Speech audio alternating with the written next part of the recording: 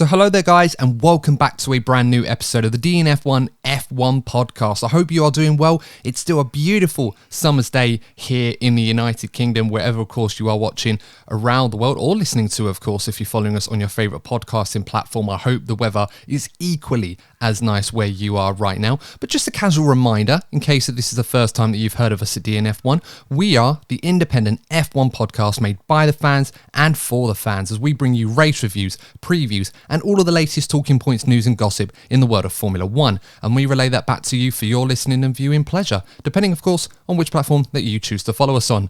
And guys, just like that, another race has gone by in Azerbaijan, and despite the very, very long and inconvenient commute, of course, if you are working in F1, the turnaround is almost immediate. We are going to another track. This time, F1 is returning to Montreal, Canada for the first time since 2019. And as the excitement builds and the stories in this championship build, we have got plenty to get into and talk about.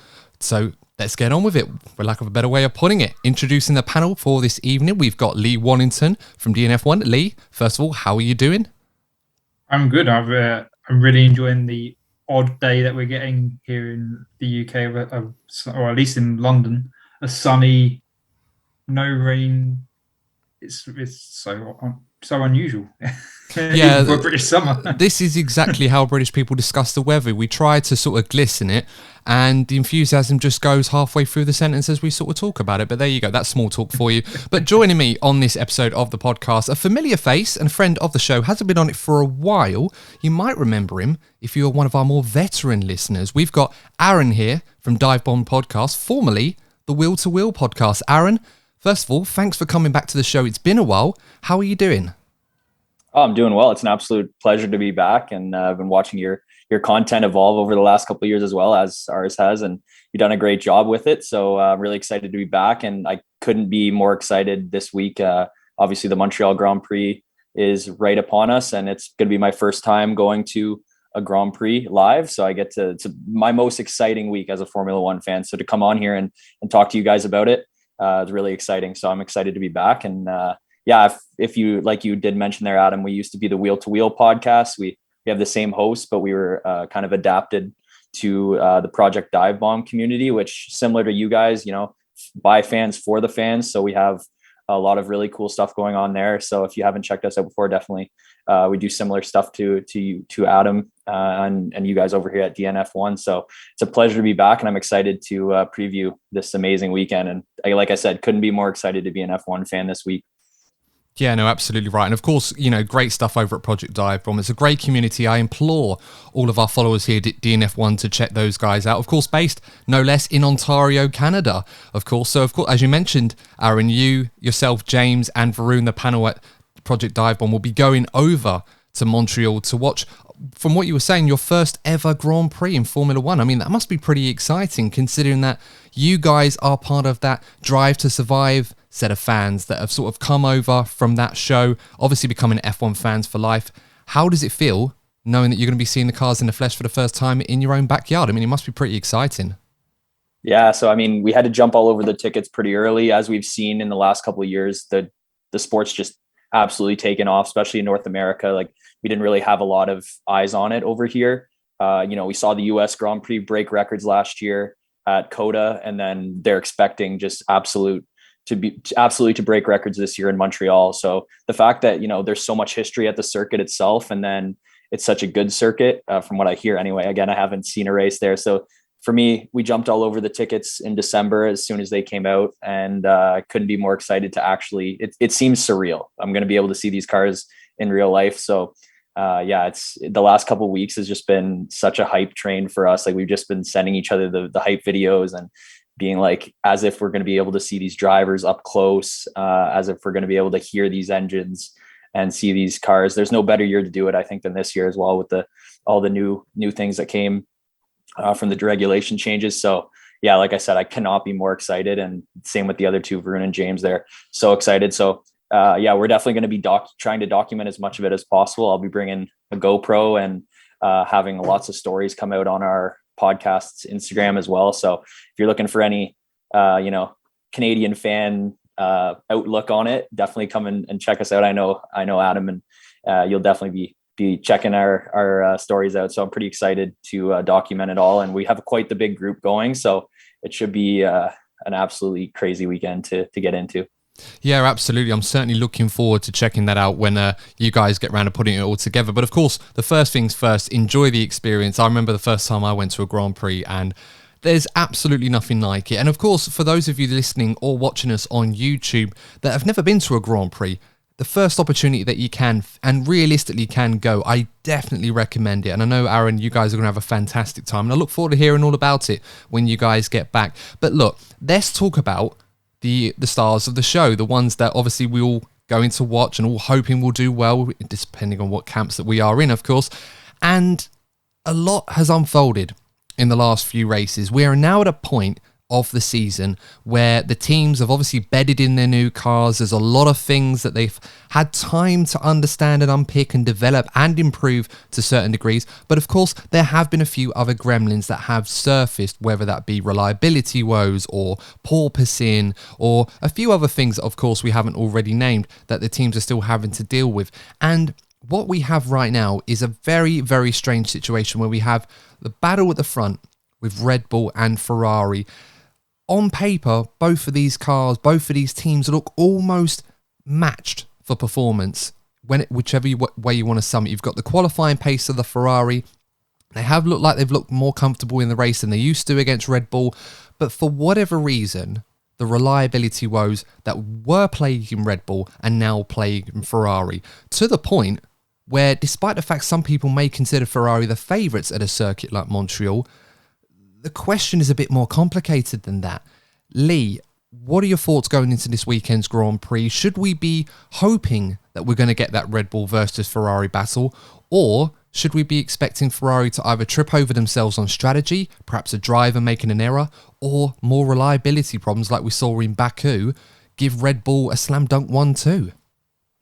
Well, I mean, I don't know, make it sound a defeating weekend, but if it's going to be a hot weekend, admittedly, I don't know the weather, Aaron, so maybe it's something, the forecast for the race. Rain is in the forecast right now. Okay, then even better for a Ferrari. Because the rumours coming out Ferrari is it was overheating. It's caused the engine failures. So it's less likely to overheat if it's wet, but you can obviously still get warm days when it's raining. So they're going to be praying for a really cold Canadian day.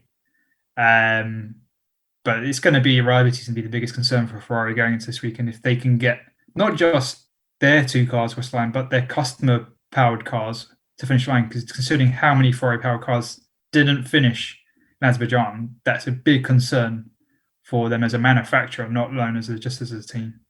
Yeah, absolutely. And it doesn't make encouraging reading based on the comments that Mattia Binotto made, but just to sort of emphasize how unique a scenario and how bad a scenario this may turn out to be for Ferrari. This is the first time since 1997 where both Ferraris failed to finish the Grand Prix owing to reliability woes. I think it was the British Grand Prix in 97 where they had mechanical trouble, Eddie Irvine and Michael Schumacher, and I think that's about 9,000 odd days since that happened. It's so strange to see both Ferraris literally go up in smoke like that. Of course, Carlos Sainz had some hydraulic issues, but it doesn't really add to the plethora of issues that Ferrari are currently going through right now. And as I said, Mattia Binotto had some comments to make on this. I think it was Karen Chanduk from Sky F1 that was talking to him about this. And it was quite an interesting take on what was going on, because Mattia was talking about how they kind of knew, the team kind of knew about these issues potentially plaguing them when they went to Baku. And Karun took that, as I took it, as perhaps that means Ferrari might have a solution to it. But it wasn't necessarily as clear cut as that. He basically said that it's a concern because he doesn't know the answer right now or doesn't have one. And they'll have to use another power unit very early in the season. And he went on to say sometimes it isn't a short fix. I don't know if I will have to do shorter mileage or a different type of usage. That's something we'll understand in the next days, and hopefully we'll have a clearer answer by Canada. So, Aaron, listening to all of that and hearing all of the feedback that has been played, what that Ferrari have given so far on these current issues that seem to plague them in an era where engine reliability is so critical because of the engine freeze this season. What are your thoughts on Ferrari right now? Do you feel that they just have to compromise and just accept second best behind Red Bull just so that they will finish? Or do you feel that they just have to keep going and just hope that their engines don't blow up on them by the time that they see the checkered flag? Yeah, I mean, for me, my head goes right back to the start of the year where we saw Red Bull go through reliability issues, and we had the same kind of questions. And what it really boils down to is how quick is the turnaround going to be? You know, it's, with the sounds of it from Matteo and the team at Ferrari, you know, are they going to have to maybe give up some of that one lap pace, change in engine mode so that maybe they're not as strong on the Saturday, and then have a better race car on the Sunday? Or what is the issue? How quickly are they going to be able to turn it around? For me, the timing is just so tough for them. You know, having the back-to-back here, going from Baku and Canada, which are two tracks that you're gonna obviously need those reliability. That reliability they talked about. How the gravel in Baku is a little different than a lot of the other tracks as well, and Canada is going to have similar kind of street track feeling on that. So is that doing something with the power unit as well? There's a lot of question marks, and for me, it just goes back to Red Bull. They really did a good job of turning it around, and you look at the amount of points they have in hand in the constructors, like to have 80 points in hand, and then coming to the future races with all this question marks with Ferrari, just are they going to even be able to finish, let alone are they going to be able to compete for the win? So we know that car can compete for wins. It's just a matter of, is it going to sacrifice possibly not being able to finish the race? And obviously one of the major storylines this season has been that you have to finish to score the points, and as well as that Ferrari has been developed coming into this season, there's just so many question marks. So I mean, I'm definitely worried for them. You guys know, Lee, you don't know yet, but Adam, I'm a huge Carlos Sainz fan. So it's been hard to watch. The season has definitely been very tough for me to watch because, that win is just right there in front of him. And there's just so much going on that's kind of preventing it. Monaco is a huge heartbreaker for me to not see him pull off the win there, but it's going to come. It's just a matter of, how quickly can they erase these question marks. And because this season, as much as we say there's so much left of it, when you're looking at a points deficit like they are right now, so early in the season, they're going to have to finish races, whether it's just behind and then find a way to get back to fighting for wins. But right now you'd argue that you'd trade places with how that Mercedes is like at least finishing races.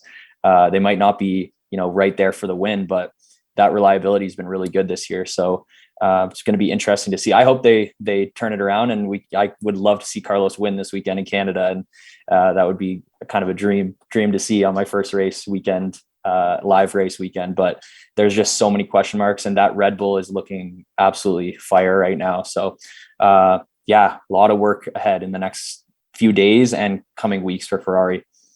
Yeah, well, I think you and Lee will get on quite well because Lee's a bit of a Carlos Sainz fan himself, and so great minds, I suppose. But Lee, on the subject of Ferrari, of course, with their engine woes, it is quite alarming to be having these issues because, of course, that car appeared bulletproof in the early part of the season when Red Bull were having their own struggles, and since then, Red Bull have obviously found their own patches for this. Ferrari were, by their own admission, running or pacing this engine, not to run it at full performance, just to make sure that it was reliable. And when we got around to Miami, it did seem that the car was more reliable. So Ferrari wanted to use a bit more engine mode. They obviously had their Spec 2 engine, which seemed to plug that gap in power between themselves and Honda / Red Bull powertrains, if you like.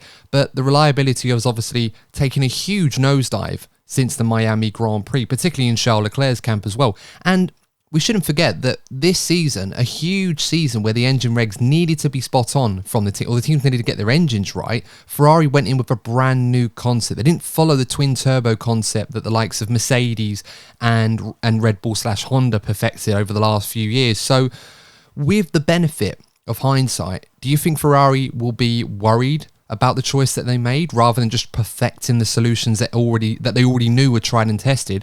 Or do you feel that this is something that they can fix with reliability and hopefully by their own admission will become the game changer that they expected it to be? Well, they probably have a right to be both, to be honest. I mean, it's a very difficult annoying answer for your question, but they're going to be worried.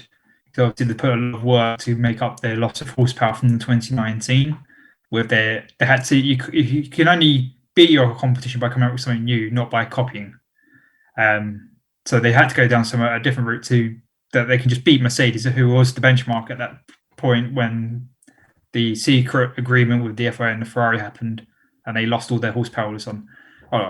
So the Ferrari had to go away and come back, and it did seem that it worked. But the Spec 2 engine is the raised eyebrows regarding its reliability. So that is obviously a concern. But the thing for me is they will fix the reliability if the FIA allow them to fix it, because obviously they have to justify that it's a reliability and not performance gain. It has to be approved for them to then do it. But even if it is approved, that is not something you're going to turn around in a week or even months. So if you've got your second version of your power unit, do you go back to the first version, which has less horsepower, or do you then take another new engine that only lasts 2 races, and you have to take a new engine every 2 races? And before you even bring in your reliable power unit, so you may see Ferrari having plenty of engine penalties as we get into the mid to late part of the season because of this, which then just puts them out of the championship. Because as much as the Ferrari is supposed to be the best engine at the moment, they don't have the kind of performance advantage that Lewis had with Mercedes, with their Mercedes engine last year, where you stick a new engine in it, you come from 10th and you still win the race. They don't have that kind of performance advantage over the rest of the field to do that. So if they have to take regular engine penalties, that's Ferrari out of the championship. Well, engine penalties is going to be the big talking point for Ferrari, because Charles Leclerc, from what we understand, reported as early as this afternoon that the ICE and the turbo have been completely destroyed on Charles Leclerc. So he's lost those 2 already, which means that if he takes another turbo, he's going to incur engine penalties. And to avoid this, apparently Ferrari are taking the Spec 1 turbo that they used at the start of the season just to avoid any grid penalties. And I think that's a sensible move, given that this is a circuit that's going to be a bit harder for them to make up places. So qualifying, as we expect around a sort of street circuit like Montreal can be, qualifying is going to be very important.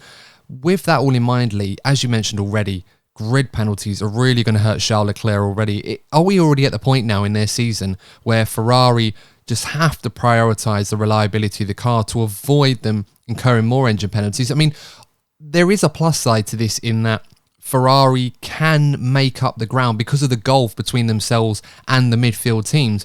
But it almost feels like if they do that, they're conceding ground in a championship that they're already starting to fall heavily behind Red Bull right now. Or another look at it is, according to their maths, Red Bull aren't going to run out of budget for the rest of the season, so Red Bull won't be able to race the last third of the season. So Ferrari can just we take our time and we go and race. Red Bull can't. 7 teams apparently are reported to be in that position. I'm not sure. I'm pretty sure Ferrari are probably one of the others, but if they weren't, we could end up a repeat of Indianapolis in 2005, where it's just a 6-car race and the Ferraris just win every single one of them. I mean, maybe that's Ferrari's plan all along. Maybe that's L plan for all. We don't know at Alpine. We just don't know, but. It just feels right now that Ferrari are in a position where they have to manage this reliability issue, but they can't afford to compromise too much on performance. It almost seems like an impossible scenario without a short-term fix, which right now they just don't seem to have, Lee. No, especially when it's such a turnaround of a back-to-back race weekend. You're going to get a quick fix in time for this weekend when you only just raced last weekend. Even for looking when they come back to Europe, I think Silverstone is the next race. Sure it's Silverstone after Montreal. Even then, that's still a bit of a push, because the kind of things you'd take time to analyze, break down, build, manufacture it, and then test it, and run it on the dyno, and all that. So that whole process takes time. It's not something that they turn around in a few weeks. It's a long, lengthy process to get back to a state of recovery. If you go back a few years of how bad McLaren Honda was. Honda is pretty good now, or I'll say Honda Red Bull powertrains is pretty good now. But it took them such a long time to get that reliability up to a good, stable place. And if it's coming from such a bad place, not that Ferrari are that bad, but it can take a long time to get to a reliable engine. Well, the good news for Ferrari is that they are in that situation where reliability is the concern rather than performance. They've addressed that first big area. And this was something that Mattia Binotto talked about over the winter, that Ferrari, since 2019, when they were building this brand new engine for the last couple of years, performance was the priority. You know, they wanted to make sure that this engine was powerful. They wanted to make sure that the deployment was good. They wanted to make sure it was quick out of the traction zones. And in all fairness, they've achieved that. I think to a degree, the gulf between, or the hierarchy of performance between these four engines is very, very close. You know, Ferrari, Honda, Mercedes, and Renault. I heard one person say there was as much as 10, 15 horsepower between the four of them, which I think is very, very good for a competitive sport. We don't want another era of F1 racing being dominated by the team that's got the best engine, you know, in the way that it was by Mercedes for so many years. And of course, everyone else caught up to that. So they do have that. They just need to make sure that the engine can, well, not just do the number of races it needs to, but actually finish a race right now, because it almost feels like, will it finish this weekend if they run it in hot conditions and push it to the tolerances that they've been pushing it already? So we'll have to wait and see. Aaron, I'm going to bring you back into this conversation now as we move over to Red Bull. A lot has been going on outside of Red Bull's control to their competition, which has made their dominance in the last few races quite straightforward to some degree. In your mind, what do Red Bull need to do to keep sustaining this right now? Is there an issue perhaps brewing between their drivers, or do you feel that despite what the fans want between Checo and Max, which is a long battle for this championship, should they just keep doing what they're doing and make sure that the ducks are in a line? Because right now it feels like that's all they need to do right now. Just finish the race and see what happens to the competition. Yeah, no, I fully think it's the latter. Like, if they would be crazy, in my opinion, to change what they're doing right now. You know, it's important to note right off the bat that you know, it's no surprise, or it might be a surprise, but it's definitely a fact that Checo has absolutely adapted to this new model of car and all the new things that come along with it better than any other second driver. And we've really never seen someone this close to Max on Saturdays and then Sundays as well. And you know, Checo's never been someone that you see as like a lights out qualifying performer, but he has been that this year. And you know, they still obviously have made their strategy calls this year that have, you know, favored Max. It's hard to argue now that, you know, with so few points between them, that you can't let them race a little bit. I think there's always going to be that side of it, but we know Christian Horner's golden boy is Max, as is my co-host James on our podcast. He just loved Max to death, and they're very similar in that sense. But like, you can't argue that you cannot push Checo aside this year. And that's something that, again, as when you look at Red Bull as a whole, we haven't seen that. We haven't seen someone that's even really came into the conversation to like, are we going to let this driver battle for the drivers' championship? And right now, with where they're at, I think they'd be crazy to change a thing, really. You know, with your points, you guys made excellent points. Both of you guys made excellent points about Ferrari. And the thing about that is, if you're going to settle for reliability and not challenge Red Bull at the top, like we see their race car is really good. You know, we saw basically their straight line speed in Miami on that long straight just nullified all DRS possibilities of overtaking from Charles. And it's just, you know, you see how good that car is. So Ferrari's automatically going to be gambling if they go back to the, you know, the reliability point, that they're hoping for a DNF from Red Bull at that point. They're not really looking to, you know, fight with them on race pace.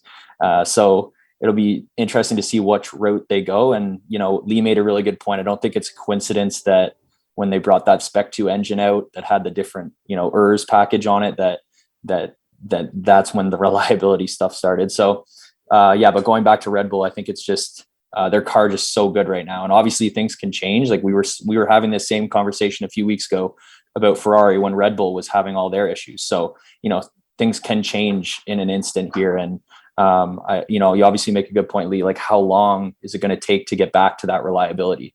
And, you know, what is the difference between the reliability issues we saw with Red Bull to begin the year and then what we're seeing with Ferrari now?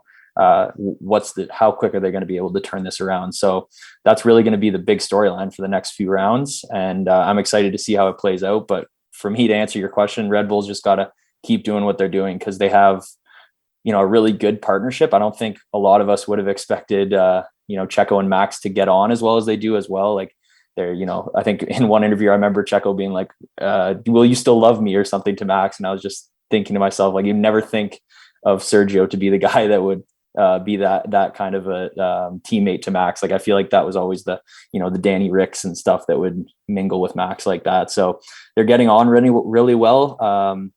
I think they're both at a point now where, Max went through the hardest title battle that we've seen in a few years last year with Lewis. And if he's going to go through it with Checo, I'm sure it'll be a little bit easier on him. Obviously there'll be a lot of Red Bull fans that are, sitting tight on the edge of their seats for some of it. But to your point too, like we want to see them race. I said it in Spain, I want to see them race, but at the end of the day, they've done what they've done for the past few races, and they have, a substantial lead in the constructors and the drivers championships now. So I would say status quo. That would be me. Yeah, no, it's fair enough. And of course, we shouldn't ignore the fact of how good Checo has been. I mean, this is the first time that he's really been in a good position in a strong team. I mean, obviously, Aaron, you might not remember because it was quite a while ago, but obviously, Lee, we would remember Checo's time almost a decade ago when he got the big chance at McLaren, and he was obviously ruffling a lot of feathers there. He was the hungry, young, keen, trying to stamp his authority driver at a team like McLaren that already had an established world champion like Jenson Button calling the shots. And this was at a period where McLaren's decline was starting to take shape. And of course, the last thing they wanted was a rift between their two drivers. It's a polar opposite to what we're seeing at Red Bull. They do seem to have that dynamic that they want at Red Bull. They've got a very, very reliable, solid driver in Checo who's now picking up the pieces for his team. And you've got the champion, the golden boy, if you like, Max Verstappen, who's delivering. I mean, on the subject of Max Verstappen, because it's very hard to sort of talk about new things with Max when Max is going out and doing what a good champion should be doing, really. I mean, how impressed have you been with Max Verstappen in the last couple of weeks, Lee? And I want to pick out the performance last week out in Azerbaijan where obviously him and Checo were told not to fight. In other words, if Max comes at you, Checo, just let him go. But in those last stints when they just had to cruise home, I don't know how much that they were relatively pushing compared to each other, but it was just a nice reminder, I think, for a lot of people that felt that Checo was right on Max's level more often than not this season, that Max is still able to pull out that extra gear that only perhaps himself and maybe Sir Lewis Hamilton at the moment seem to have, where they just completely separate themselves from being a great driver to a fantastic driver. How impressed have you been with Max Verstappen in that regard, Lee? I have been impressed. The growth that Max has gone through this year compared to last year has been quite astounding. When you think, right, maybe it's obviously not a close title battle yet, or may not even be yet, but as it was last year. But Max seems a lot more composed and matured and a lot more level-headed than any point last year. So it is nice to see that he's grown and as a driver, as an individual, and that aspect. Obviously, he still sees opportunity. He goes for it. He hasn't lost in his fire or hunger of being a world champion now. But he's thinking a bit more about his driving than he used to last year. So seeing that, and he's being put into use, he's being more methodical, is really good to see for him as a driver in development. But the one thing I do want to add for him this weekend is this is the first time we've been at Montreal since the COVID pandemic. We have a great wall of champions. We have a new world champion. Will that new champion meet the legendary wall of champions? It may be a time for them to be introduced. It's taken some big names. I mean, Schumacher, Villeneuve, Hill, Hakkinen, Hamilton, of course. Magnussen. Yeah, not quite a champion, but the sentiment, I suppose, remains. But I'm sure Verstappen doesn't want to add his name to that legendary list, but it's not the worst thing in the world. But I suppose it's all about time and place, really. I mean, if this championship was one and done, perhaps he wouldn't be too bothered by it. But I think the better he can do to stay out of that wall of champions, the better for his championship run. Let's move on to Mercedes now, a team that knows a lot about winning world championships and is in a quite unique position where despite everything that they're throwing at this car, despite all of the talk, the promise saying that this is a good car, we just need to unlock that performance out of it, it's still proven to be quite difficult. And granted, the last two circuits are bumpy street circuits that create this porpoising issue and perhaps have a great impact on it in the way that we may see other circuits may not do so. Of course, we'll have to wait and see. But Mercedes right now are operating on damage limitation, and in fairness to them, they are doing a rather good job at that right now. They have established themselves as the leading team in this midfield, and you do feel that once they get this porpoising issue sorted to a degree where both their drivers are comfortable first and foremost and safe, and the car is also fast, they'll be a lot closer to the leading two teams than they were, a bit more like they were in Barcelona. So, Lee, what are you expecting from Mercedes this weekend? Do you feel that they can get a bit closer, or do you feel that this track has the potential to create more issues for them? Because let's not forget, we haven't been here in a while, so we might have forgotten how bumpy the Canadian Grand Prix circuit is. I don't remember it being that way, but, being a street circuit, not necessarily a traditional one, it does have those characteristics that could upset the Mercedes this weekend. Yeah, I don't remember it being bumpy, but we didn't have to pay attention to how bumpy it was in the previous cars. But so it probably will be bumpy to a degree. But I'll probably expect another top 5 finish for George, because it's just what he does this year. But I do expect them to not be quite on the pace this weekend as to the Red Bull and Ferrari pace, but they'll be just in their no man's land of third fastest, just where they were in Azerbaijan. They're just sticking with it, 5th and 6th, maybe a bit better if there's some DNFs ahead, but I really don't see them having too much of a bad week, and they're just going to maximise their damage limitation that they've done pretty well so far this year. And you can see that they're still a world champion squad just in how they're operating and how good they are at doing their damage limitation. I mean, just to highlight how good Mercedes have actually been in terms of damage limitation, they've outscored Ferrari since Melbourne. And that will surprise a lot of people, considering that how good Ferrari have been up until that point, past Miami, where it started to all come unstuck for them. But largely, that's been owing to the consistency of George Russell in particular. And Aaron, a driver like George, obviously moving into the Mercedes seat, obviously it wasn't exactly the same as a new driver coming to a new team. Obviously, Mercedes and George Russell knew pretty much everything there was to know about each other when George first went behind the wheel of that car. But despite all of that, how impressed have you been with George Russell this season? Because I, for one, think he's been an absolute marvel this year. And I know a lot of people say, oh, well, people had the hype about George. Why should we be surprised that he's delivering? But we're talking about a guy that was being praised for a Q3 performance or getting a point in a Williams to all of a sudden now being arguably the best driver that's not driving in a Red Bull or Ferrari right now. And to a degree, probably doing better than most of those. 100%. I mean, you hit the nail on the head there. And the biggest thing for me is you compare him to his teammate, and there's no better teammate to compare yourself to. And I think, a lot of the luck has been on George's side this year, and that's something you definitely have to, notice. But at the same time, Lewis and him have been, definitely, like, he's just so much more consistent right now. And a lot of it is, like I said, come down to like safety car luck and stuff like that, just luck in the race. And I feel like every time I look at the screen, Lewis is getting pitted out into traffic and he's not being able to overtake people like he used to, obviously with the different cars. But you can't take anything away from George. And as you said, he's not a new thing for Mercedes. It was like a homecoming at the start of the year. And there's been, I know, like online, there's been so many people like talking like he went to Mercedes and now he's like a different character and people aren't necessarily fans of him. Like his image has kind of changed a little bit in perception in the media and stuff like that.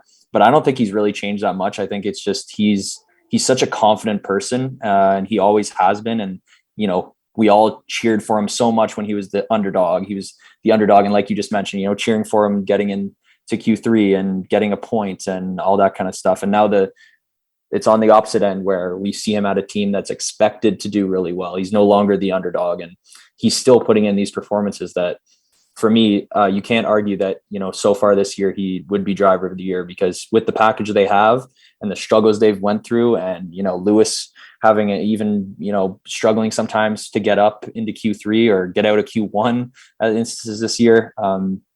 And, the car hasn't been easy for their bodies as well. We saw in Baku, like everyone was talking about getting massage, and Lewis was so hurt getting out of his car. So it's one of those things where you look at George and, the adversity that he's faced this year. I feel like he's faced it head on. He has such a good attitude where he's like, I'm here now. I'm going to take every chance I can to make sure I put in the best performances that I can.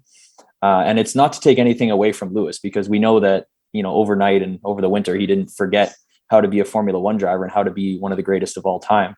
But it's just even more impressive when you see, those posts where you just look and see, like, his form over the season being consistently in the top 5. And, if you listen to our podcast, that, we like to throw bets around. So going into Canada, if you don't, your money on George being top 5, as Lee mentioned, I think you're a silly man. So he's, with the track characteristics, I do agree with Lee, though. I think it's going to be tough on them again. It's only a week difference from Baku. And from what I've heard, the circuit is, it's used all year round. So it's going to be a little bit similar to Baku. I don't think it'll be as bumpy because it's kind of off on an island. So it's not like there's cars driving on it every single day.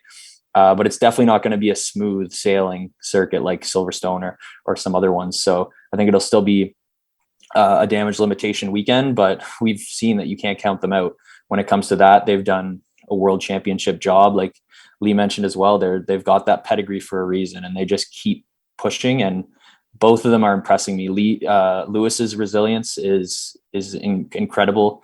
I think if you're not a fan of him, in my opinion, or you don't respect him, I think you're insane. And then having George there it's one of the best partnerships in the sport right now, and it's going to be cool to watch. Hopefully Lewis stays around and gets that car that he wants, and we can really see those two battle too. So yeah, I'm excited. I can't believe I'm seeing Lewis and George in real life as well with all the other drivers this weekend. So super pumped. Yeah, I mean, it's quite an enigma right now at Mercedes. When is the car going to be able to be at a level where it can compete with the likes of Red Bull and Ferrari? We're not sure. It may not be this season. Maybe we'll get at some point early next season. We'll have to wait and see. But obviously, really good point there, Aaron, on Lewis Hamilton having, well, if he didn't have bad luck, he'd have no luck right now. And that's realistic right now. That's the assessment of what's going on, because, George has been very, very impressive, but Lewis has been the one that's had the bad luck on strategy calls or the timing of safety cars and stuff like that. I mean, we saw last weekend at Baku, he had to double stack, and that really held him back, which of course he managed to recover to get P4. We just, it would have been nice to see how his race would have gone if he didn't have that issue and he was racing compared to his teammate. But again, he did a good job. He recovered it really, really well, got himself back up into P4, and I think Mercedes would be delighted with that. But on the subject of porpoising, whilst we brought that up, of course, the images that we saw of Lewis Hamilton that Courtney and I talked quite a bit about in the Azerbaijan Grand Prix review, about how clearly there's a lot of discomfort going on from Lewis. Now, I'm not going to get into how uncomfortable he was, or was he play acting a little bit, as some people might have suggested, to try and influence change that Toto Wolff has been canvassing for as well. But we're in one of those situations right now where the issue of porpoising can't be ignored. The FIA have taken a stance where they are going to look into this and do some research and find out what's going on, perhaps offer a couple of solutions, which some people have felt that perhaps they shouldn't really be getting involved with, because the teams do have control over how much porpoising is going on in their car. And a lot of people have sort of accused Mercedes of trying to influence change because it doesn't suit them, all the while knowing that they are putting their own drivers in this position, because the drawback of having a comfortable ride is having a lot less performance, which Mercedes can ill afford if they want to try and meet their targets for the season. So I'm going to put this to you both on this one. Right now, what are your stances on this porpoising issue? Do you feel that this is something that the FIA have to get involved in and offer up a solution which everybody on the grid has to follow, i.e. a vertical amplitude meter or a vertical G-force meter to try and prevent teams from running the porpoising to a certain level? Or do you think you just have to say to teams like Mercedes and Ferrari to a degree as well, that have their own issues but they seem to manage it better, and a few of the other teams say, look, you guys are in control of your porpoising on your cars, just run the cars at a higher ride height and let your drivers have a smoother ride? Lee, I'm going to come to you first. Well, I mean, for me, it's important for health and safety in the FIA to consider at all times the safety of the drivers. And how they go about doing that is obviously, that you said, the different options they could have available to them to do. But one thing they definitely can't do is just leave it how it is. They can't obviously, if they make a decision, how long it quickly will come into play is a different matter. But even if it's the whole season, they can't let this go on for next year. They can't let go on to the next car rule change. Something has to change because it's going to severely impact the health of the drivers. Mm-hmm. If it's limiting the teams and their ride height, or it's the G-force sensor, like you said, or if it's bringing back active suspension or whatever, they can't leave the status quo because it's going to seriously damage the drivers' backs, head, and potentially get other unforeseen injuries. Because when it was the FIA, along with Formula One, that came up with this regulation, it's more Formula One than the FIA, because obviously the group was under Formula One and not the FIA. This was unforeseen by them when the season started, was the amount of porpoising, because they didn't expect it when they designed the car. The teams didn't really expect it either, so they were all caught out. So in essence, the rule and the rule provider and the government, they have to look after the driver's safety. Yes, I get they're part of the competition, and using Red Bull's example, you built a good car, you don't have the porpoising as much. Well done, great on you. Don't want to take anything away from you, but when it's driver's safety, I think that's more paramount than performance. I'm not saying that being as anti-Red Bull, I just think safety is so much more important than the actual advantage given from not having it. But on the other hand, in defence, if you go for any driver and go, I give you a porpoising car that's the fastest on the grid, or I'll give you a nice smooth ride, that's the slowest on the grid, they're all going to pick the fastest car because that's what they want. So at the same time, they're all I'll get the word right. Maxis. Not saying the word right, but you know what I mean. Yeah, I mean, or at the very least, they would try to offer a compromise where it'd be slightly uncomfortable, but still fast enough where they could make the difference and try and win races. You know, something. And I absolutely agree to that. I think drivers will push for performance rather than comfort in that regard. And not to say that Formula One cars are comfortable anyway, but I suppose compared to yesteryear, F1 cars have grown to be a little bit more comfortable in certain areas, and then in others obviously less comfortable, but this year is apparently a lot different. Aaron, what are your thoughts on this debate? Do you feel that the FIA should get involved and mandate something that everyone should be following, or do you feel that the teams just have to try and put their drivers first in terms of comfort rather than literally chasing performance at the expense of breaking somebody's back? Because it almost feels like something like that could happen if someone like Lewis Hamilton is struggling as much as he is, and perhaps others are too. Yeah, for sure. And for me, this argument centers around one very interesting part of this, and Lee mentioned it, and that's that Red Bull has found something here. Like, it's not like every car on the grid is going through the same issue. There's a car that's, clearly out front here that's managed it really well. And if that wasn't the case, I think that we'd be closer to the FIA jumping in some way, shape, or form. But with that being the case, and someone being able to figure it out and have a fast car, and then also just, when you think about it practically, if they were to come in and put a rule or a regulation in, and that's what they do, right? Like, that's the FIA's governance, is to put those rules and regulations down. They're not necessarily there to bring in recommendations to say, like, oh, you should be easier on your drivers' backs because this and this and this. Obviously the health of the drivers should be number one in not just the FIA, but in the teams. I think it starts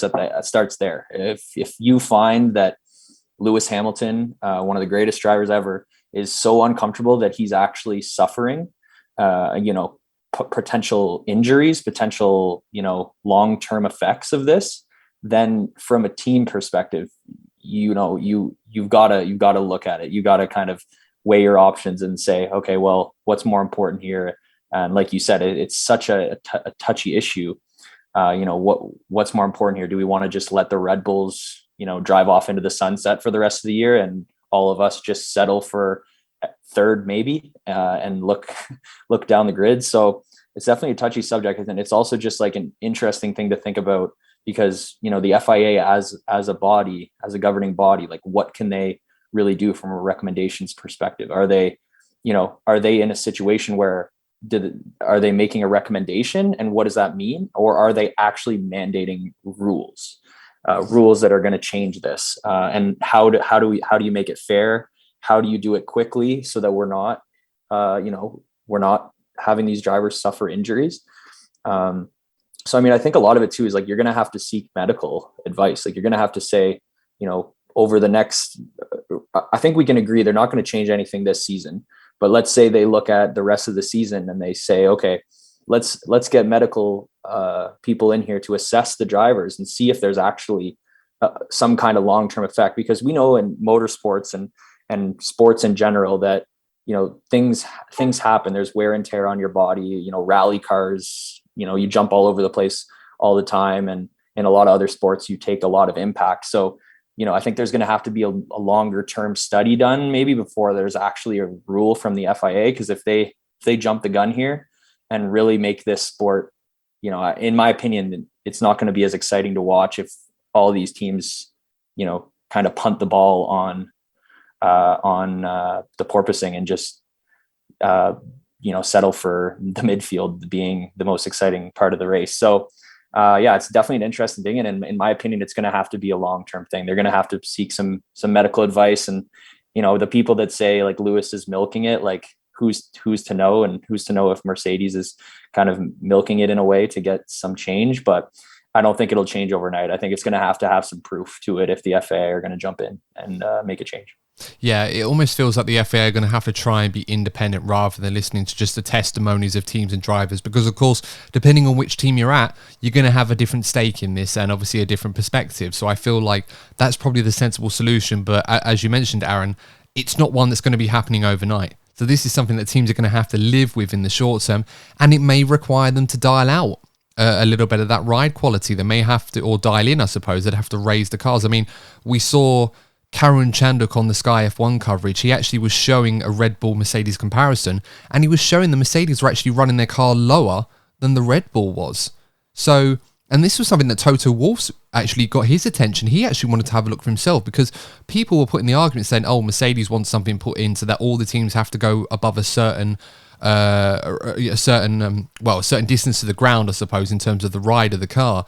But if the Mercedes is already below the Red Bull, theoretically, the Mercedes is going to lose out more if they enforced a minimum ride height than Red Bull would in terms of performance. So, as I said, it's not as simple as that. I think Toto Wolff went and said it's not as simple as just raising the ride of the car. Perhaps he did that knowing after what he'd seen or something like that. I don't know. I'm not going to put words in his mouth because he knows a lot more about his cars than I do.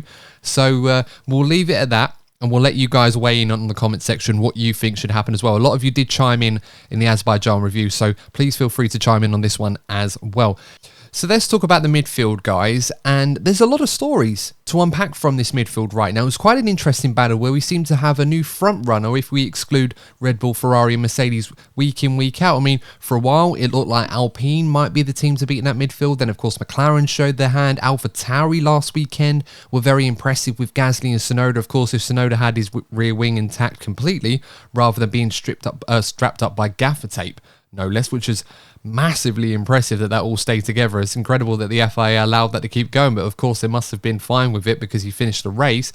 Then you've got McLaren, where Ricciardo looked a lot more impressive, and to a point where it was frustrating Lando Norris over, you know, the lack of team orders or the favoritism in one camp or the other, but otherwise McLaren picking up points when they need to.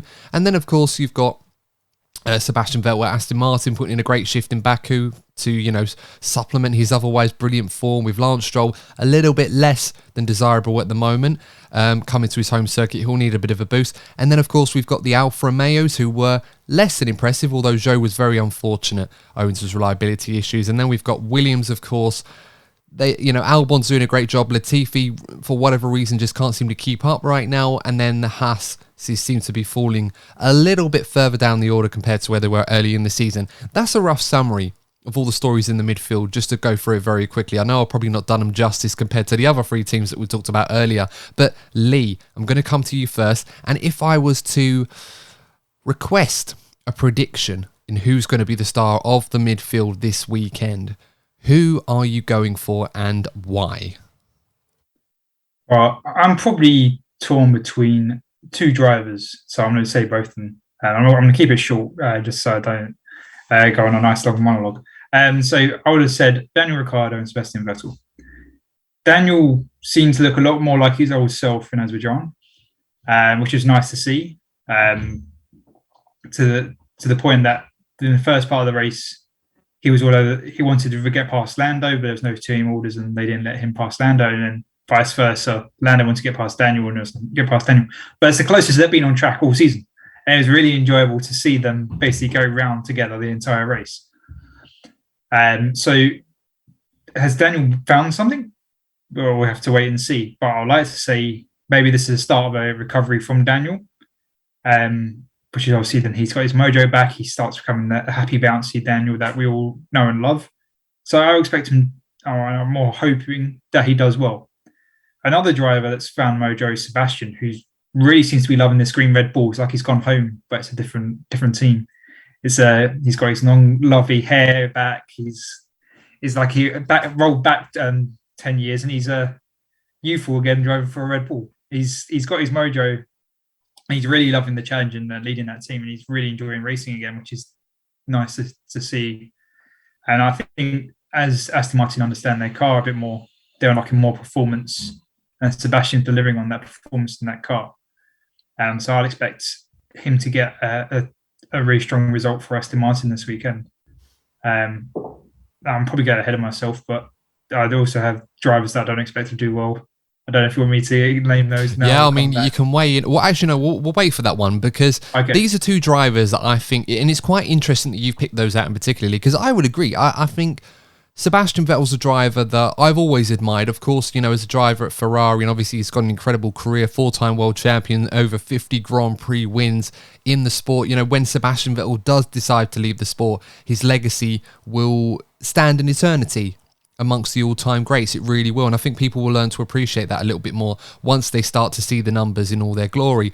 But of late, we have seen more of the old Sebastian Vettel, that Vettel with a little bit of desire, a little bit of hunger. Not to say that he didn't have that for the last couple of years, but it's nice to see Seb driving really, really well. And as I said, what really impressed me, and this is one of the most amazing pieces of driving I've seen in the last few years, is the way that Seb, despite making that mistake at turn 4, trying to complete the move on Ocon, went into the escape road and done a complete 180 on the spin and got himself back to the point where he only lost about 5 or 6 seconds. I mean, he almost went into the back of Tsunoda, fortunately let that one go, but still recovered to finish in P6. And I've got to be honest with you guys, I'm absolutely loving that. And then, of course, you've got Ricciardo in a similar dynamic to Seb, where both of their futures right now have an asterisk over them, or a question mark. Will they still be with their respective teams beyond this season? Now, we know that the one thing they both have in common is that this decision is kind of their own.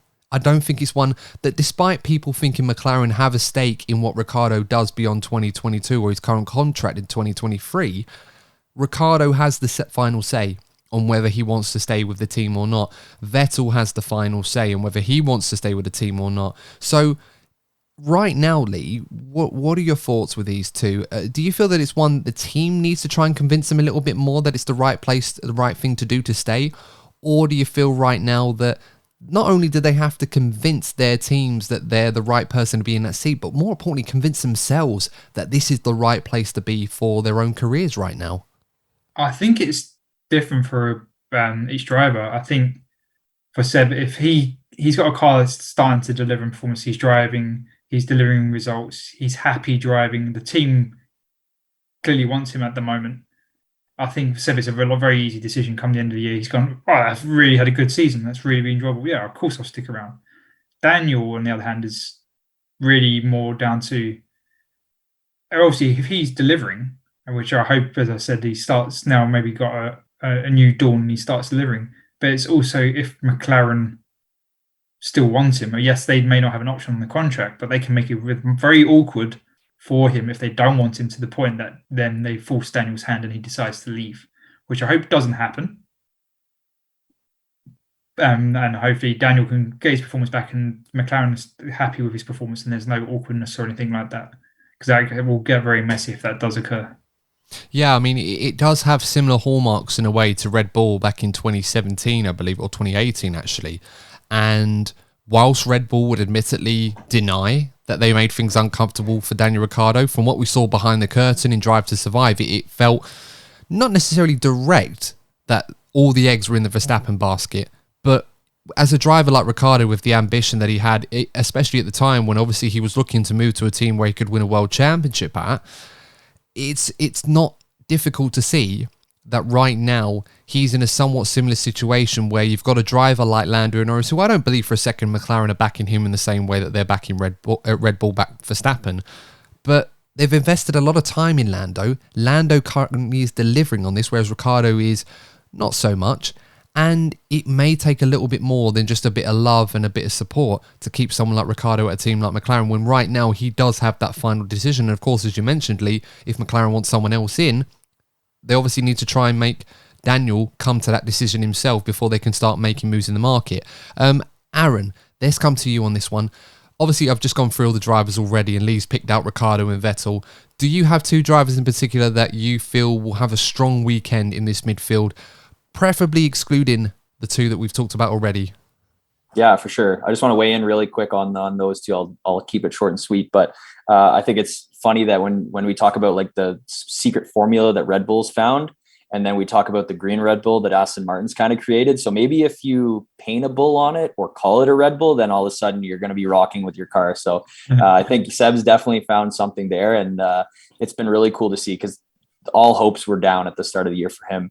And then I just want to touch on Danny Rick real quick. I got my Danny Rick merch on, obviously a big McLaren fan, and who doesn't love Danny Rick? So, but for him, like, I don't know if I want to get too far ahead of myself on how close he was to Lando last race. He normally doesn't qualify that close to him, which is kind of one of the harder things to watch, because, you know, they're usually on opposite strategies, and you're usually just hoping that he can make his way through. And he really hasn't done that too many times. But, you know, in the last race, we got to see them really close together and on opposite strategies as well. So, you know, we saw the hard tire in Baku really help Daniel, and it kept him almost, you know, they were almost going to team order him to get through on Lando. So I'll need to see a little more before I say he's back, but I want to see him back, just like you all do too. And if I see him in Canada come back, and I'll definitely be, you know, wearing some merch of his. So it'll be cool to see him come back, and obviously to see McLaren to have a good weekend would be amazing. And then obviously gotta cheer for my boy Carlos, but I would not say he's in the midfield, obviously, although he's had a tough go of it recently. So yeah, the two drivers I'll pick out, and I was actually going to pick out similar drivers to you, Lee, but I'm ready on the ball. Sorry. We have a thing on this show, Aaron, where we let Lee go first, because more often than not, someone else ends up picking the same thing as him. So to spare any blushes, if you come on this show again next time, I'll give you the floor first, and then Lee can wait, like a payback. Good panelist that he is. Be very patient. I'll make sure to go back to all your videos in the past and see what Lee's picked, so I know what the don't do that. No, I'm just kidding. I mean, the midfield, to me, it's easy to talk about because there's so much there. And there's so many awesome drivers that are just, you know, in cars that are not there yet, but are still fun to watch. So for me, my two drivers I'll take are Lando Norris and Pierre Gasly. I'll talk about Lando first. I did mention it a little bit there, but, you know, he's consistently been really, really, a lot higher up in the grid on Saturdays. And, you mentioned off the top of the show, Adam, that in Canada, a little bit of a hybrid street circuit, it's going to be important to be in a good spot in qualifying. And I think for me, he does a consistently pretty good job.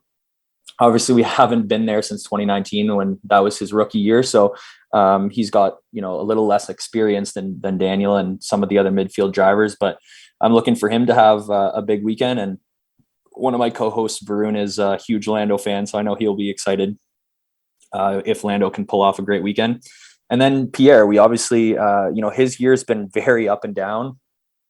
And as you mentioned, the form on that Alpha Tauri coming out of Baku, they looked really good. Like they looked like they had a lot of pace, both cars. And what we're seeing now is Yuki finally push Pierre to a point where, we didn't expect it maybe this soon, because he's only in his second year and it's also new regulations. So seeing him there, and then kind of seeing Pierre last weekend, answer the bell to a certain extent.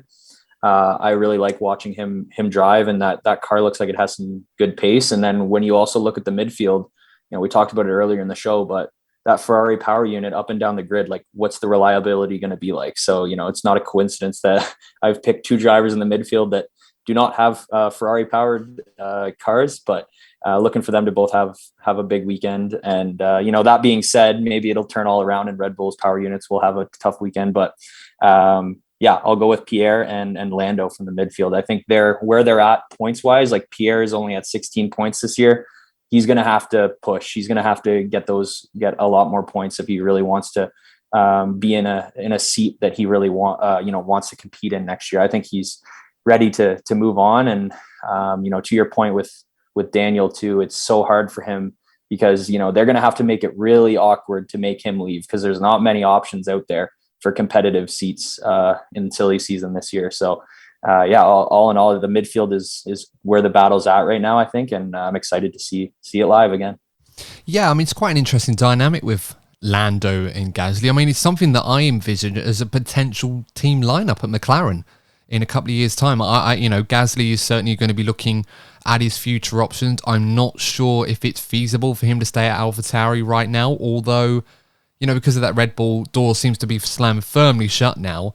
And, right now, I just don't know what other seat he can go for. So perhaps it's something that they have to keep him around for a year and then perhaps he can go somewhere else. I know he's still very tight with Dr. Helmut Marko. So, of course, they've got his best interests at heart, even though the Red Bull avenue seems to be shut to him right now. So there's certainly room for Gasly to try and demonstrate his abilities. And I think what we saw in Baku was a great example of the driver that we know that he is and what he can still deliver, despite the fact that he has often struggled this season. And Gasly and Lando are 2 drivers that do excel at street circuits. So this weekend will be a good weekend for the both of them, hopefully. As you mentioned, not running Ferrari power units in that weather, so it may become a blessing in disguise, despite not having the outright performance of the Ferrari car, for example. But as I said, 2 drivers with different reasons why they'll want to excel this weekend. And I agree. I think these are 2 drivers that are going to go well this weekend. So we'll have to wait and see how that goes. Obviously, for different reasons right now in their own teams. A little bit of an inter-team battle developing perhaps at both their teams that we'll have to wait and see.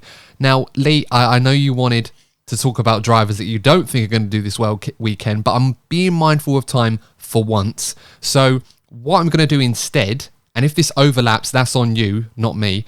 We're going to talk about the home favourites, Lance Stroll and Nicholas Latifi. And that's why I'm putting it on you in case that your picks overlap with this discussion topic. But Aaron, seeing as this is the Canadian Grand Prix, obviously you're going to be excited to see your lads, Lance Stroll and Nicholas Latifi at their home race.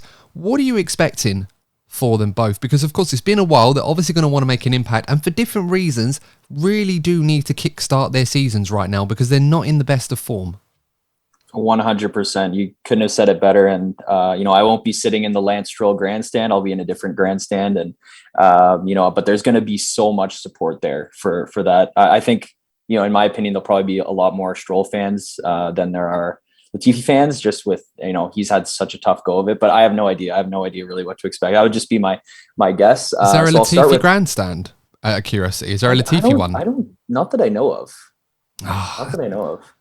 It's grandstand 18 is Stroll's, so maybe there's just not a grandstand 6. But anyways, I'll be sure to report back, and I'll get you a video of it if there is. If it's like one, if it's 1/3 the size of the 18 grandstand, then fair enough for those of you mathematicians out there. But yeah, well, I don't know. I don't know. I mean, I know we don't have grandstands in Silverstone named after all the British. We know they had the Hamilton Straight, but the guy had to plug away for 15 years, win 7 World Championships and 100 Grand Prix just to get a back straight. So I'm not quite sure what Latifi has to do to get a grandstand named after him, but I feel like that's something that they could manage, surely. He might have to run in the points this season in order to get that, so we'll see. But I'll start with Lance, though. I think, he's probably seen what Vettel's done in Baku and said to himself, okay, well, we're heading home now. That car is clearly, capable of, Q3 or at least some points. So let's get on the horse here and figure it out. And, it's something that,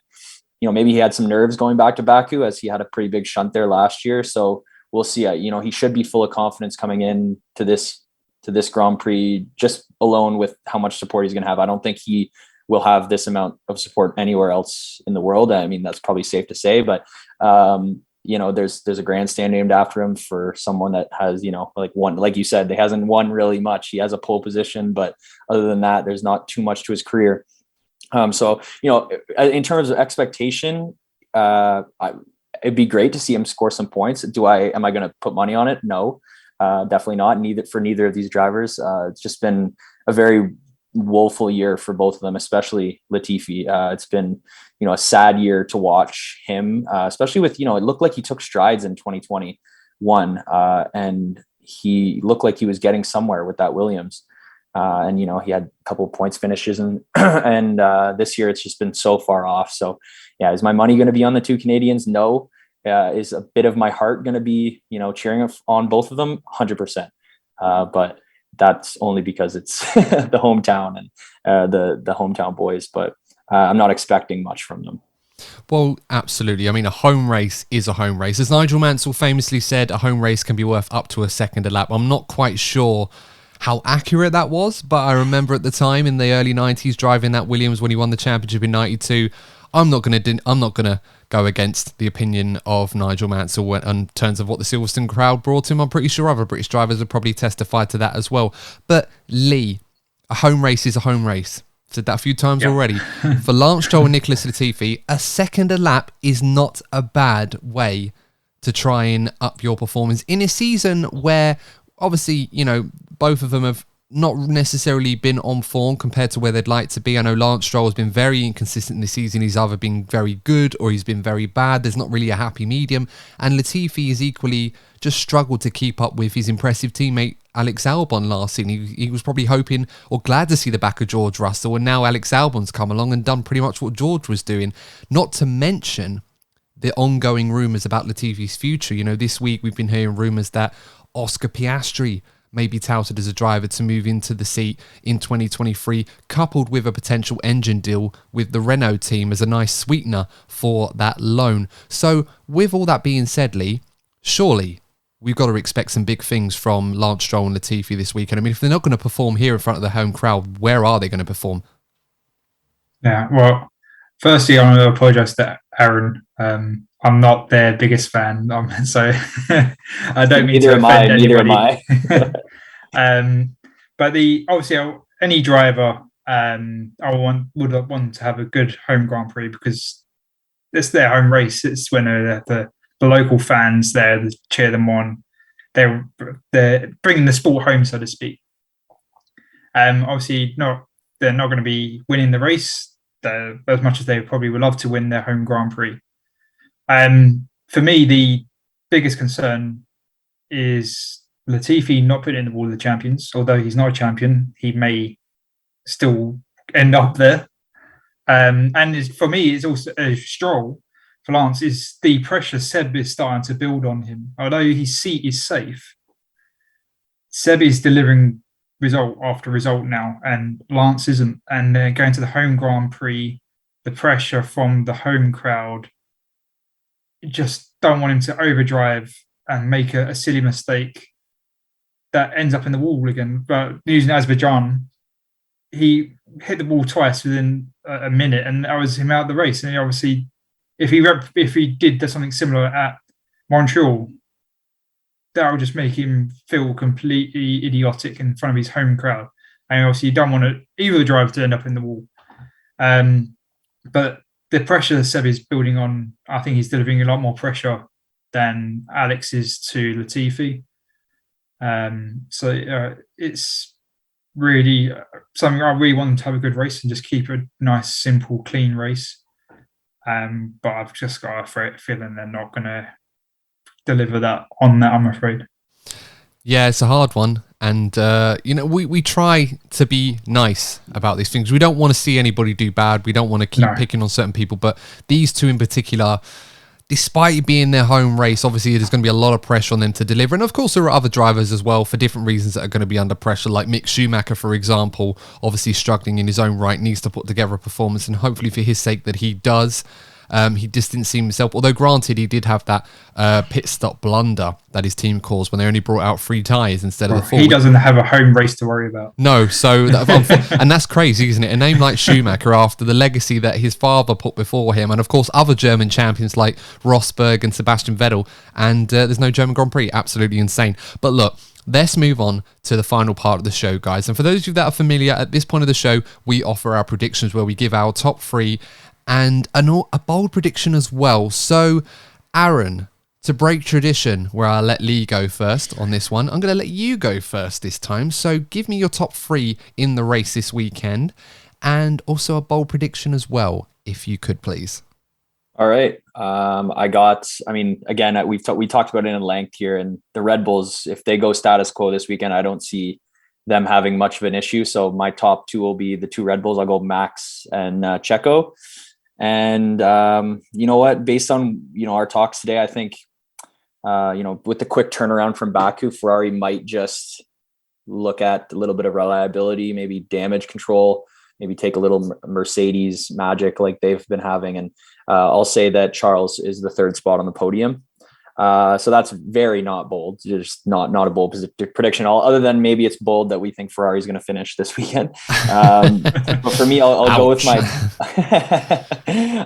go with my bold prediction of Lewis will finish in front of George. He likes the track. Maybe it's not super bold, but I think it's due to happen. And what better place than in Canada? So I'll say Lewis will finish in front of George. So maybe that 5th or 6th spot that Lee was talking about earlier. I'll say that Lewis will be in front of George this weekend. Well, it's a happy hunting ground for Sir Lewis Hamilton. Of course, the scene of his first Formula One victory 15 years ago. I mean, yeah, it doesn't seem like that long ago. I feel old just thinking that long. I remember watching that race. It was only his 6th race in his F1 career, and he's not done too bad since, old Sir Lewis. So, yeah, why not? It could be a good weekend for him. Lee, let's go to you next. What is your top 3 and your bold prediction for this weekend? Literally, Aaron just stole my bold prediction. And that's why we normally let Lee go first. Oh, gee, that's payback. And it all happened in the same episode. We'll take that. So the top 3, I would actually say Charles, Max, and Sergio. If it's a wet race, I think the reliability won't be as big a concern for Ferrari. And Charles will be able to stick it on pole and keep Max behind. That's my thinking behind that one. And obviously, team orders will keep Sergio behind Max. So that's the top 3. But the bold prediction, if you don't mind, Adam, doing yours, and I'll come back because I've got to think of a new one. No, fair enough. I don't think I'm going to steal your new one, so I'll try to avoid that. But no, my top 3, I agree with your top 3. I'm going to go Leclerc to win, followed by the 2 Red Bulls. And no, there's a big asterisk over this one because of the Ferrari reliability and the strategy woes and everything else. But let's be honest, Leclerc should have won at least 2 of the last 3, if not all 3 of them. The performance has not necessarily been an issue on his part. It's been reliability and strategy problems that have been the problem. And I think in qualifying, the guy's been on pole 6 of the 8 races we've had so far this season, and in P2 in the other 2. So we know Leclerc's going to be up there. That car is lightning quick in qualifying, and he seems to have found another level this season. In Azerbaijan, that middle sector where he was half a second quicker than everyone else was unreal. So I really hope for this sake that the car stays reliable, it's equally fast, and I think if he can get a good start, given the straight line speed that the Ferrari seems to have now compared with all those new upgrades on the car, it certainly can fight the Red Bull. We just haven't really seen them do that since the Imola Grand Prix because of the issues or the Miami Grand Prix, if you like, because of the issues they've been having. So I'm going to stick my neck out and back Leclerc to win this one. I feel like it has to go his way. He deserves a bit of fortune. So hopefully it goes his way this weekend, followed by the 2 Red Bulls. My bold prediction, going to go completely to the wayside of everything we've already said about them about 10 minutes ago. Lance Stroll in the points this weekend at his home Grand Prix. I think that's a popular one with the Canadian crowd. Hopefully we've won their favour a little bit back after destroying it for most of this season and beyond that already. So I'm going to go Lance Stroll top 10 this weekend. Lee, have you thought of a new bold prediction, or have I stolen your new one? No, you haven't stolen. It's going to be the Aston Martin theme. My bold prediction is Seb will finish ahead of a Mercedes driver and get 5th. Which one? Right, no, that's not my prediction. Oh, come on. You've dangled that carrot and teased us, Lee. Come on. Pick a name. Go on. I'd probably have said in front of George. Fair enough. Although that would break character because George Russell loves a top 5 finish. So no, he does. That one's that's the boldness. Yeah, that's the boldness with it. Yeah, the top 5 is over. That's it. Sorry, George. Fair enough. Well, it's got to end somewhere. As Mr. Consistent, Mr. Sunday these days rather than Mr. Saturday. It's not the worst thing in the world. But that was brilliant. Aaron, to sign us off, where can our followers find you and the rest of the gang at Project Divebomb? Yeah, so as you mentioned, and we've talked about it here, we're going to be busy this weekend on our socials. So the Project Divebomb is kind of our partner, our partner channel. They have a lot of other things that go on, a lot of news articles and different posts that go on. It's really well maintained, and there's a lot of really good people that work there. So you can follow our partners at Project Divebomb on Instagram. And then for our personal side of things, you can follow us on Instagram at Divebomb Podcast. So that's where we're going to be posting a lot of the stuff from this weekend, and you're going to hopefully get a little first-hand glimpse of the Canadian Grand Prix and the 3 of us being there for our first time. So there's no better time to check out our channels. And then we'll obviously, basically what we do is, similar to you guys, we do race reviews, podcasts and stuff like that. And we obviously love collaborating with other fans. So this has been a really awesome chat, and you've got me even more excited for this weekend, both of you guys. So I appreciate the chat today, and be sure to follow us. And we're going to continue our journey because we're lifelong fans, as you said. So super pumped, and thanks for having me on. Yeah, an absolute pleasure having you along. And of course, I can't wait to see all the content that you've got in store for us following the Canadian Grand Prix. I mean, if it's too much to ask, if it's not too much to ask us to say, try and find a way to incorporate a Latifi stand somewhere. I mean, I will happily settle for a confectionery stand that just sells Nutella and it has Latifi's face plastered all over it. I'm pretty sure he'd enjoy that. Perhaps some crepes as well while they're at it. I mean, is that sort of French part of Canada as well? Why not? But maybe I'll ask some of the people working there if the DNF1 podcast can sponsor the Nicholas Latifi number 6 stand. Oh, I'm happy with that. If he wants to have our logo plastered everywhere next to Nutella and Latifi, I am all for that. But I don't think his career's gone that bad just yet. We'll have to wait and see. But guys, of course, as always, if you have enjoyed this episode, please do consider liking it if you're watching us on YouTube, and consider subscribing to the channel. We are slowly approaching 700 subs. We want to get to 1,000 by the end of the year. The only way that we can do that is by your ongoing support. And of course, if you have already, we really appreciate your support, and we hope that you're enjoying the content that we are producing right now. Of course, if you are following us on your favorite podcasting platform, you know what to do there. Make sure to give it a like, follow us on there as well.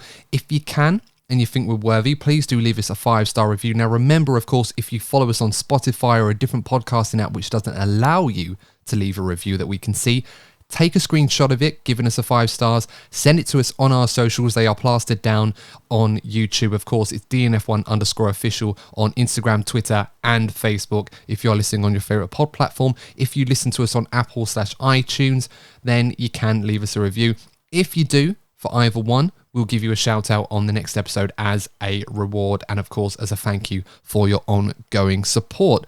Of course, guys, just a little bit of a plug. We have got our qualifying live stream for the Canadian Grand Prix this weekend. That is going to be starred and hosted by myself and DNF1 panel member Courtney Pine. We'll be doing that. That'll be coming on, qualifying is going to be at 9 o'clock UK time.